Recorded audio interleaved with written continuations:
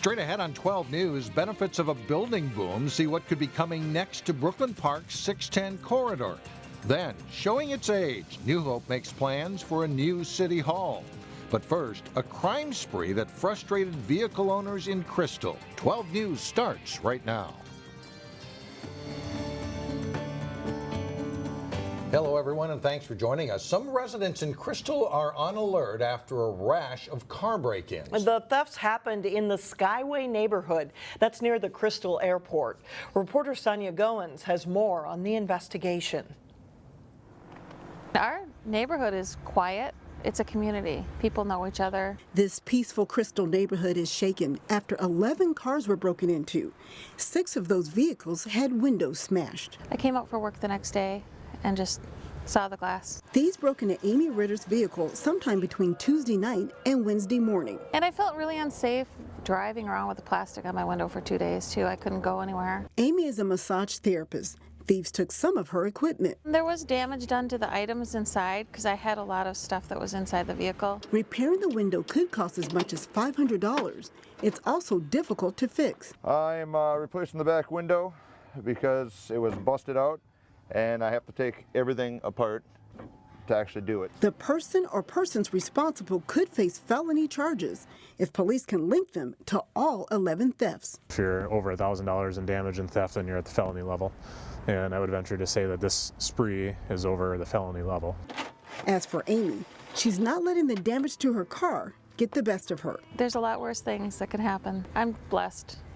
This is a small inconvenience. But don't do it again. No suspects are in custody. However, police are increasing patrols in the neighborhood. If you have any information, give them a call. In Crystal, Sonia Goins, 12 News. Meantime, Plymouth police are investigating a burglary at a business after significant damage was done to steel copper wiring. The burglars hit this business overnight in the 2100 block of Xenium Lane. The building was unoccupied at the time, and the thieves cut off the power, then proceeded to rip out copper wiring throughout the facility, and they caused significant damage. They pulled wiring down from the ceiling tiles, on the back side of the electrical panels, alarm panels, even some of the motion detectors that were throughout the building. So the theft of copper was probably minimal in the scheme of things, but the damage to the building is probably around $10,000. Plymouth police have had 18 copper thefts this year. They are reminding business owners to keep their buildings well lit at all times and have an alarm system as well for protection. Brooklyn Park continues to grow and add jobs. The city has even more plans for the 610 corridor, and we get more now on that from Eric Nelson. Eric? Yeah, Alex and Mike, Brooklyn Park is going to get 2 new hotels. They will be located in the southeast quadrant of the 610 freeway and West Broadway. A Hampton Inn and Home 2 Suites are expected to open next spring. The hotels are more proof of the building boom that is exploding along the 610 corridor. We have 2 hotels in town. They're both along Interstate 94, 694, so this provides a little different service area. And with all of the new businesses we've had along the Highway 610 corridor, they have indicated to us a real need for hospitality, space for people to stay when they're coming to visit. So we think it fits a hole that we have in our services. There is plenty of prosperity up and down the 610 corridor. Many businesses are located on both sides of the freeway, which has fueled job growth. In 2015, Brooklyn Park had a 17% increase in jobs compared to 7% for Hennepin County. The new hotels will also be close to future light rail stops. The 2 hotel sites are just off the 93rd Avenue Station location, and it's really kind of in the middle between 93rd and Oak Grove Station, so we think that it will create a nice hub because you'll be able to take the train from the hotel down to the airport. Now, Midas Hospitality out of St. Louis, Missouri reached out to Brooklyn Park about building on the land. The City Council is expected to approve the hotels on Monday. Mike? All right, thank you, Eric. The City of New Hope is looking at some options for a new city hall and police station. Reporter Shannon Slatton explains why and how you can learn more. The New Hope City Hall is not aging gracefully. The building's about 65 years old. and it's time. If you walk down the hallways, you can see evidence of the leaking roof. There's even more evidence in rooms like this where equipment stays covered with tarps. There is no space. But it's the police officers that are truly out of space. Yeah, we've got 6 sergeants in a very small office. 6 sergeants share one office. At times, 35 officers cram into this room for meetings. To work as a group, there isn't that kind of space. Storage closets are stuffed, and the police cars are double, sometimes triple parked. You can see there's a lot of vehicles outside still. We can't get all the vehicles in. There's a need for digital storage too. Like body cams for police officers take a lot of server space, and we don't have capacity to put those servers in this building that we have now. A task force has been studying the issue for more space since 2013. It makes sense to stay where the city owns property, so right now one idea is to build the city hall where the pool is now. You can't put a new city hall just on top of the old one, because what are you going to do with that police department? The pool is leaking and needs $6 million of improvements anyway. It could eventually be rebuilt where the city hall is now. It's an asset we don't want to lose. The city invites citizens to come to an open house on November 2nd to learn more about the project and the cost. And they really should come, because I think they would get a better understanding of what it is we're trying to do, why we have to do it. We cannot go on with this city hall the way it is. In New Hope, Shannon Slatton, 12 News. And as of now, the estimated cost is $18 million, and that doesn't include the price of building the new pool. The open house, again, is Wednesday, November 2nd at City Hall from 5 to 8 p.m. 2 Golden Valley parks are getting a makeover. The City Council this week approved new playgrounds at St. Croix Park and Medley Park. The play structures at the small parks have been in place for about 20 years. People in the neighborhoods, including the kids, got to vote on the designs. So we get a number of conceptual designs, and we invite the residents in to select them. And residents of all ages, we bring the kids along because they get to vote too. And everybody comes in, looks over all the options, and we take the majority vote. And so the neighborhood selects the actual structures that go into the parks. The city is spending $100,000 on the new equipment. Another $38,000 is a grant from a playground manufacturer. Coming up, the church basement gets a male makeover. That's coming up next in Weekend Showcase. And then later in sports, Maple Grove takes on Centennial with a trip to the state girls soccer tournament on the line. But first, a beautiful fall weekend on tap. We stay dry through Monday night. There is a changing of the guard in the church basement. It is a new twist to a Plymouth Playhouse classic. In today's Weekend Showcase, Neil Persley discovers some new characters alongside the ladies. You gotta jiggle it. You gotta jiggle it. You gotta move it to and fro.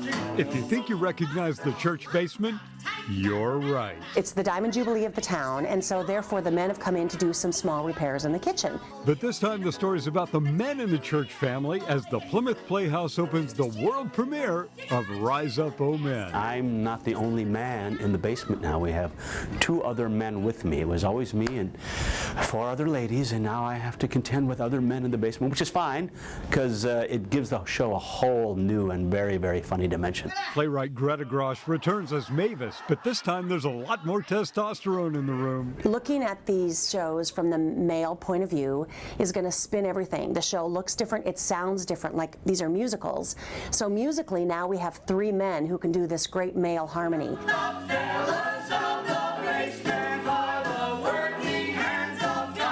You'll meet Karen's husband, Elroy Ingleson, owner of the John Deere dealership, as well as neighbor Carl, and a few other surprise characters. We have a variety of different roles. We actually each get to play 2 different roles. And fear not, your favorite women are back too. Vivian Snoostad, it's her kitchen. She doesn't like the testosterone in the kitchen. The new characters add a fresh new dimension to the basement and give the audience members some male stereotypes to identify with. Arise, O man of God, gird your loins. Arise, O Men does not disappoint, and I give it a rating of L for Lutheran. For Weekend Showcase, I'm Neil Persley, 12 News. Rise Up, O Men is at the Plymouth Playhouse now through November 13th, then returns on January 5th. It makes me laugh. Yes. Coming up, why golfers may be hearing some boo at a Golden Valley golf course. But first, highlights from two big section soccer finals. Jay Wilcox is up next. Jay Wilcox with sports. Some great soccer battles last night, including some really close ones. Yeah, that's right. When you trip to state on the line, these get even more tense down the stretch. Yeah. Yes, definitely. The Breck boys soccer team survived an overtime battle with Benilde St. Margaret's in the Section 5A semifinals. They met up with another rival as they faced Blake for the section title. After a scoreless first half, a near miss for Blake on the header off the crossbar. Tenzin chosen as another opportunity, but he's robbed by Breck keeper Hudson Hecker to keep it 0-0. Breck comes on strong. A great spin move to freeze the defense by Avi Yeller, but he blasts the shot just wide and it stays scoreless. But in the final minute, Hecker mishits a clearing attempt and Ethan Rowe lines it up and buries the game-winning goal with Hecker out of the net. Blake heads to state with a 1-0 win. The Maple Grove girls soccer team was looking for its first section title as they met Centennial in the Section 5 AA final. Scoreless in the first half when Centennial's Ashley Ebling gets control and chips it in for a Cougars goal. Later in the first half, Centennial can't clear the ball, and Zaya Alam pops a nice shot into the far corner to tie it up at 1-1. And the Crimson take the lead in the second half. Darian Kolb with a beautiful cross, and Mia Omar finishes. It's 2-1 Maple Grove. But with less than 10 minutes to play in regulation, a scramble for the ball in Maple Grove's end, and Megan Schock sends a shot off the crossbar and in. It ties the game at 2. And the Cougars win it in overtime. Ebling's centering pass is redirected in by Tessa Treadle. Maple Grove falls short of state, losing it 3-2. Totino-Grace and Benilde St. Margaret's have a good history of success in girls soccer. Benilde is coming off a state championship season, and the Eagles and Red Knights matched up in the Section 5A final. First half, and Grace's Ashley Cordero gets a good scoring chance, but her shot is stopped by Red Knights goalkeeper Claire Grazzini. Late in the half, Benilde's Amanda Cassidy is able to turn past the defender. She gets a shot away as BSM strikes to lead 1-0 at the half. And the Red Knights dominate play in the second half. Cassidy on the move again, this time finds Vivian Chenal with the pass for the redirect goal. And a few minutes later, Cassidy has another scoring chance, and she'll sneak a shot under the Eagles goalkeeper and in. The Red Knights are on their way. Chenal caps the scoring, netting her second goal of the match to make it 5-1. A great second half for the Red Knights. They win going away. Benilde St. Margaret's is headed back to state. I'm just really looking forward to it. It's such a great feeling. Like, I can't even describe it. It's something once in a lifetime you can never get in club, and I think I'm excited to share it with the new players this year. The state quarterfinal round pairings in both Class A and AA will be announced on Saturday. With the regular season in the books, playoffs start next week in prep football. Here's a look at the seedings in Class 6A. Maple Grove is second behind Blaine, with Champlain Park third in Section 5. Osseo is the number 6 seed. In Section 6, Eden Prairie is the top seed, followed by Minnetonka and Edina. Local teams Hopkins, Wayzata, and Armstrong are 4, 5, and 6. In this class, crossover games between sections start right away. In the first round next Friday, Armstrong is at Champlain Park. Maple Grove hosts Roseville. Osseo is at Mounds View. Wayzata visits Centennial. Hopkins is at home against Farmington. And Totino-Grace, the number 1 seed in Section 4, hosts Coon Rapids. In Class 5A, Cooper is the number 2 seed behind Spring Lake Park in Section 5. Park Center is the number 6 seed. The Pirates are at Irondale in the quarterfinals Tuesday, while Cooper, along with Spring Lake Park, has a bye into the semifinals next Saturday. Providence Academy is the top seed in Section 2 of Class 3A, followed by Belle Plaine, Glencoe, Silver Lake, and Jordan. Providence also has a bye into their semifinal bracket. Brooklyn Center is the number 3 seed and Breck number 4 in Section 4 3A, with St. Croix Lutheran the top seed. Brooklyn Center hosts Roosevelt and Breck hosts St. Paul Como in the quarterfinals on Tuesday. So it'll be a big week of playoff football coming up next week. Absolutely. Thanks a lot, Jay. Yeah. Now to Local Vote 2016 and 2 first-time candidates running for Plymouth City Council. Yeah, the incumbent in Ward 3 announced earlier this year she would not run for re-election, so 2 others are running. Jim Davis has served as Plymouth's Planning Commission chairperson, and Scott Aldrich says he wanted to get involved in city government.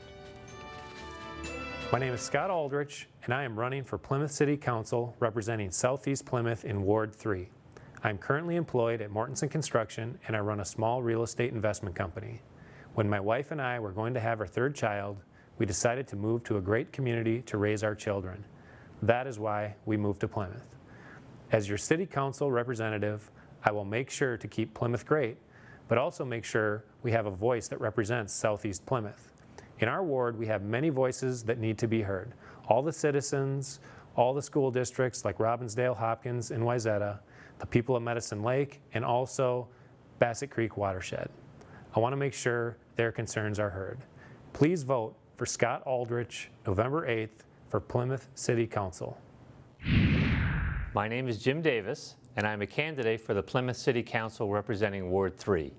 I have been serving as the chairman of the Plymouth Planning Commission for the past 6 years. Prior to that, I served on the Park and Recreation Advisory Committee for 3 years. I have also served as the head election judge for the past 8 years. I chose to run for City Council because I want to keep our Plymouth going in the right direction. With my knowledge and understanding of city government, I feel I can achieve my goals. They are: maintain a strong financial position, provide the highest level of police and fire services, maintain the city's infrastructure so that our roads are safe and efficient, provide accessible and well-maintained parks and recreation areas, support smart growth of businesses in the city. Plymouth is a great city in which to live. I want to do my part to keep it that way. I ask for your vote on November 8th. Well, still ahead, ghosts take over a Golden Valley golf course. The pictures to prove it when we come back. Well, finally, the skeletons and ghosts hanging at the par 3 course tell you that something is up at the Brookview Golf Course in Golden Valley. That's right. Take a look at this. The 3rd annual Ghoulish Golf is underway, and now through Halloween, you can play the course and take a swing on the ghostly green or the skeleton tee. Even the cups have a Halloween flair. And the cups are 15 inches, painted with pumpkin faces on them. And for some people, 15 inches maybe isn't enough, Alex. I don't know. It's, you know, you can be 4 feet from that cup and still miss it. They look big, but it's still a little bit of a challenge. I got called out. Yes, I missed a putt. And to have a little bit more fun, if you wear a costume, you can get in for just $7 a person. Rental equipment is free for the kids. That does it for us. Have a good weekend.